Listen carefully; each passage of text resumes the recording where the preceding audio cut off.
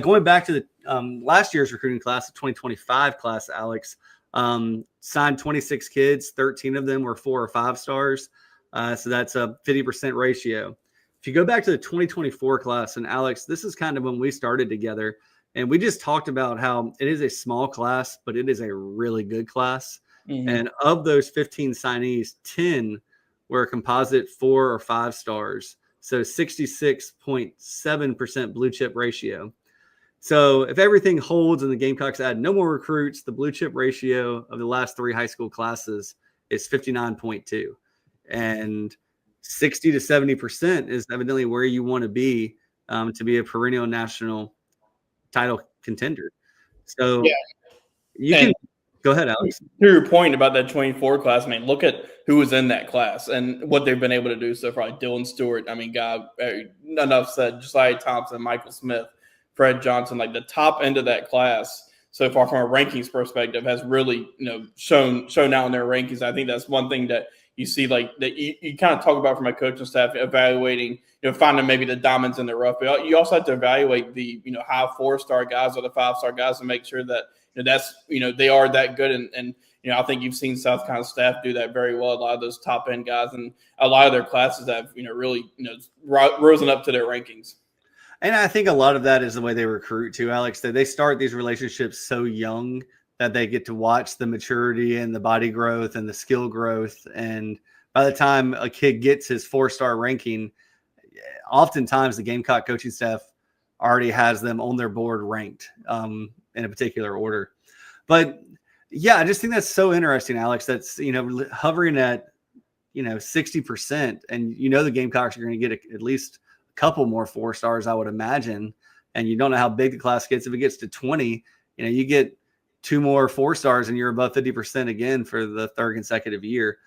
So don't get bogged down in quantity of recruits, especially in the summer. Teams load up and they start getting 26, 30 commitments, and that recruiting ranking, team ranking shoots up, even though the quality isn't necessarily there. And what South Carolina does, Alex, and we're going to talk about some specific recruits here in a second, but what they do with the portal and just filling the gaps, even if it's just a 1-year, 2-year while someone develops, if you're hitting a high blue chip ratio and you're holding on to a lot of those guys, and there's only a couple of the guys that are no longer with the program, and one of them was an off the field incident. It wasn't that, didn't want to be here. So yeah, pretty cool nuggets there. Alex, let's talk about the recent commitments. I think you got to start with Landon Duckworth. He's a centerpiece.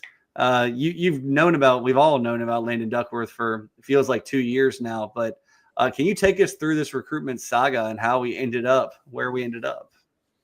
Yeah, so it was a really early commit for South Carolina, really early as far as in his process. And, he backed off that pledge. Actually, I was thinking about it, Matt. Like I don't know if you remember, we were live on the air when he decommitted and I had to jump off the show and get on the site for it. But I just remembered that the other day.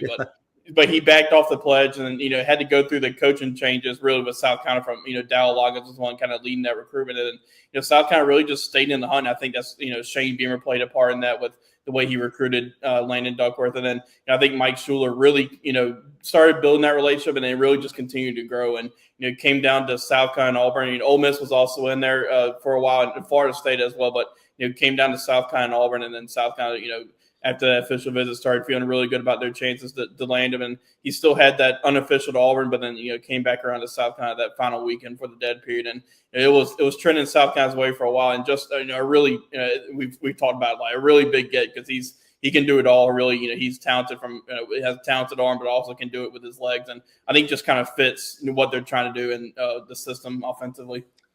And thankfully, Mike Shula coached Cam Newton.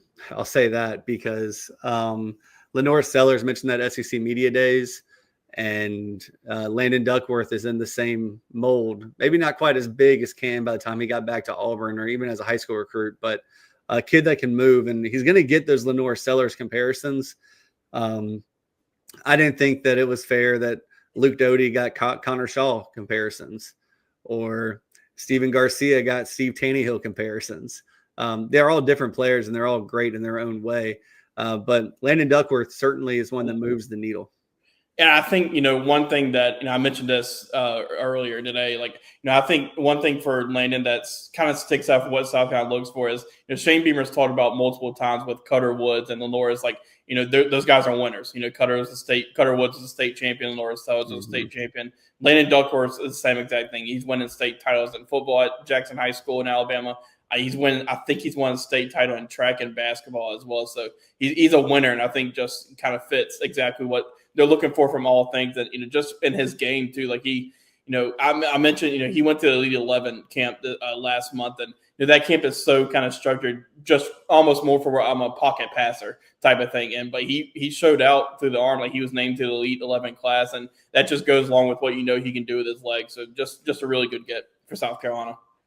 Absolutely. He's a 2-time state champion in basketball. And as a sophomore and junior, his 4x100 track team has won the Alabama gold medal. Yeah. And he's a part of that team. And then football last year won a state championship. So just a well-rounded athlete, well-rounded kid. Just to throw a couple stats at you here. Over his last 2 seasons, he's completed 63.7% of his pass attempts for 5,400 passing yards, 12.3 yards per pass attempt, and has a combined 66 touchdown passes versus only 14 interceptions. Oh, and he can also run, as we've mentioned. Last year, he rushed for 648 yards and 12 touchdowns. So, the Jackson High School is really good. You got Landon Duckworth, and also, evidently, yeah, and then you got Xavier Crow, running back Xavier Crowell, who's committed to Alabama. Then he's also got a 4-star, Keon Chapman's committed to North Carolina, a 4-star wide receiver, and I think there's another one. But it's a loaded team, and they're, as you can see, are pretty good. So evidently, Landon makes those guys 4 stars. That's what we'll say. The next one was a bit of a surprise for me, Alex. I mean, honestly, I was not tracking this kid. We've done our recruiting board on this show. We love talking recruiting. We've done it pretty much every show for the last 4 or 5 episodes. Maybe not quite that many, but 3-star safety, Tristan Lewis out of Greenwood, South Carolina, 6'4" ish, 6'3", 6'4", 200 pounds. Plays quarterback for his high school team. I mean, Alex, did you know about this kid? Because I didn't.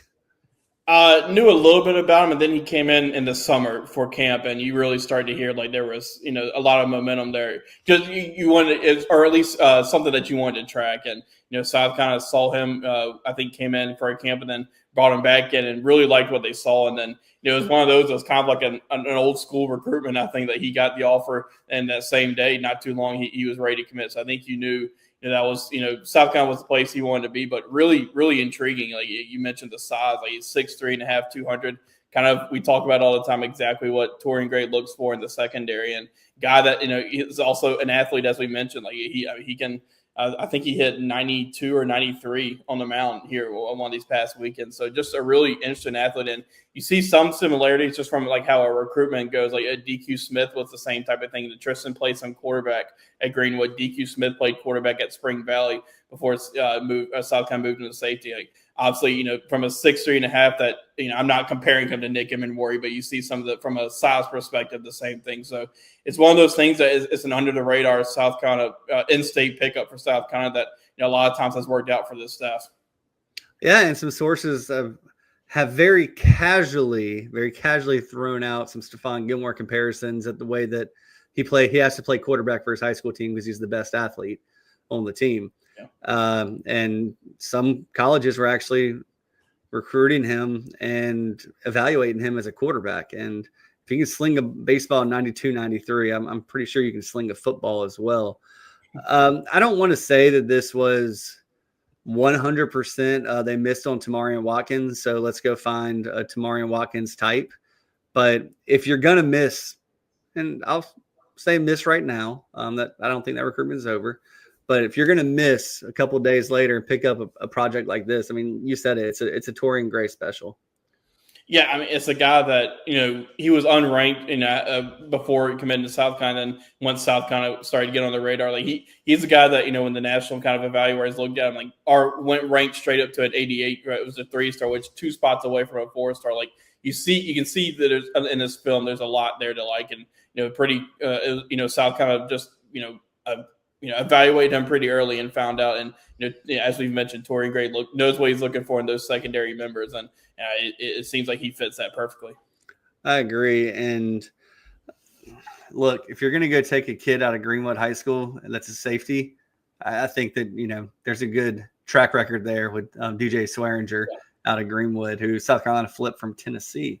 If you forgot, he was one that was going to commit to South Carolina, flipped or committed to Tennessee. I remember I was at the movies that night with my current girlfriend, my now wife, and I was like, "It's just a 3-star." How little did I know?